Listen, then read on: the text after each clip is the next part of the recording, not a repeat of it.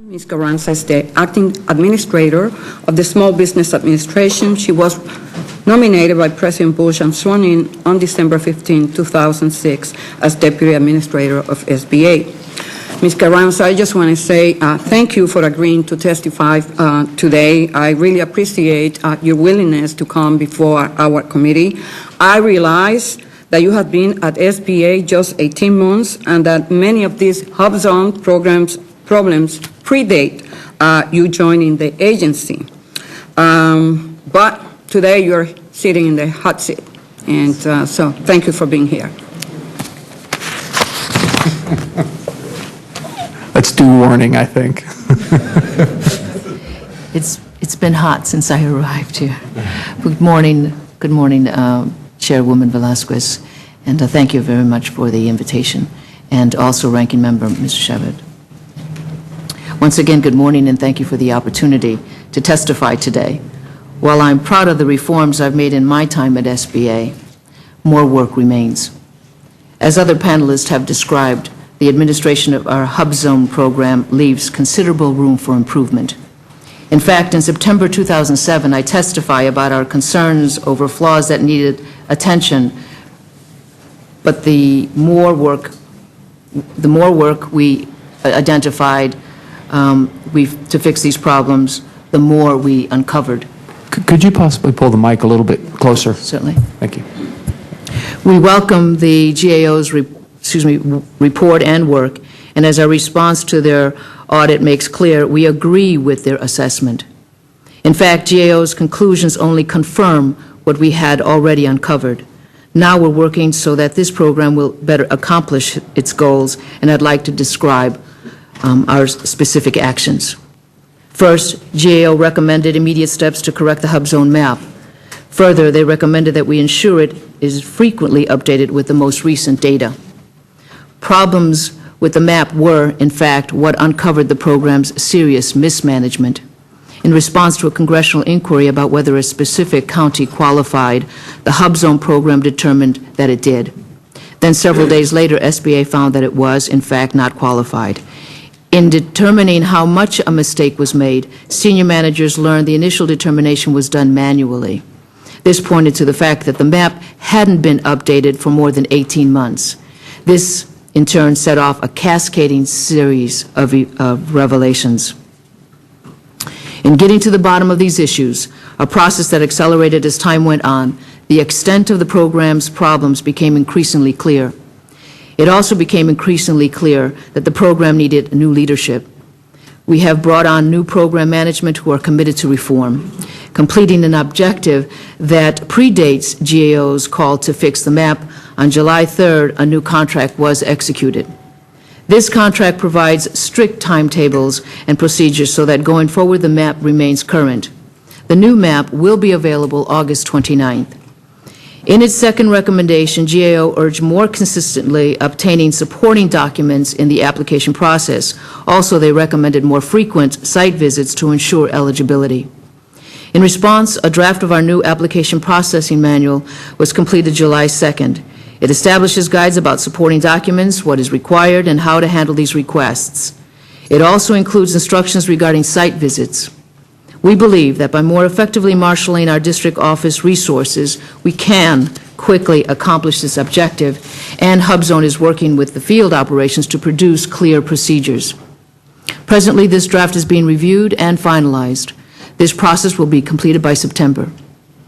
The third GAO recommendation was to eliminate the recertifications backlog and going forward to stay current. In response, SBA hired contract employees to assist. Our goal is to clear the backlog by the end of fiscal year 2008, and we're on track to meet this benchmark. Hubzone's new leadership is implementing reforms so that, with the backlog cleared, recertifications will be timely. I can assure you that SBA senior staff will oversee this task.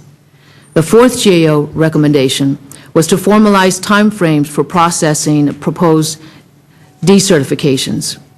In response, SBA is adding explicit timelines to the applicable SOP.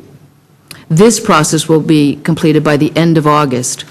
The fifth and final recommendation was to develop ways to assess Hubzone's overall effectiveness. and this largely mirrors a similar finding by SBA's Office of Advocacy. In response, SBA is developing an assessment methodology to measure HubZone's economic benefits. This is being done by the senior economist in our Office of Policy and Strategic Planning. Once completed, this will allow HubZone to issue regular public reports.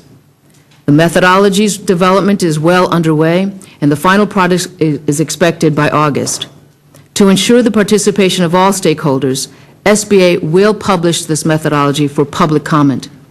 I encourage the committee and all interested parties to examine the work and make suggestions about how we can better assess HubZone's impact.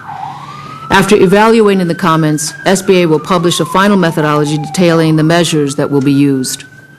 In response to GAO's forensic investigation, I've taken immediate steps to require site visits for those firms with HubZone contracts. Additionally, we'll pursue suspension and debarment proceedings against firms that have intentionally misrepresented their status. For example, we'll begin the process to suspend and debar the 10 firms that GAO has discovered. SBA has already pursued firms for false certification, and we take very seriously the responsibility to ensure that the government's contracting partners are trustworthy. As I acknowledged earlier, HubZone faces many challenges. Please know that I'm committed to solving them, and I believe that integrity and transparency are crucial. This commitment has brought dramatic gains to other SBA programs, and I look forward to applying these lessons to HubZone.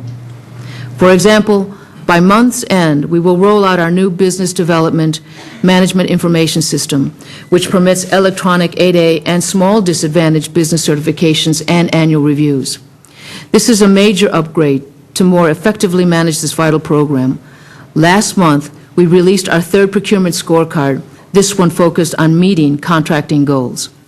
Improving the integrity of contracting data and tightening the rules to qualify other examples, SBA's tough-minded work has reduced the miscoding errors in contracts that had a cumulative value of more than $10 billion. The result is a more accurate, more useful, and more transparent measure of small business contracts.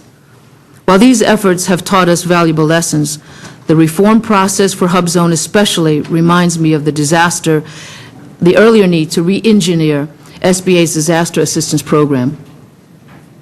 Disaster assistance, like HubZone today, had obvious needs. But while facing problems head-on can be difficult, the dividends are also obvious. Because of our reforms, SBA was able to respond quickly and professionally to help victims of the recent Midwest flooding and tornadoes. Personally, I have been to the Midwest 3 times since the flooding, and I've seen these reforms in action.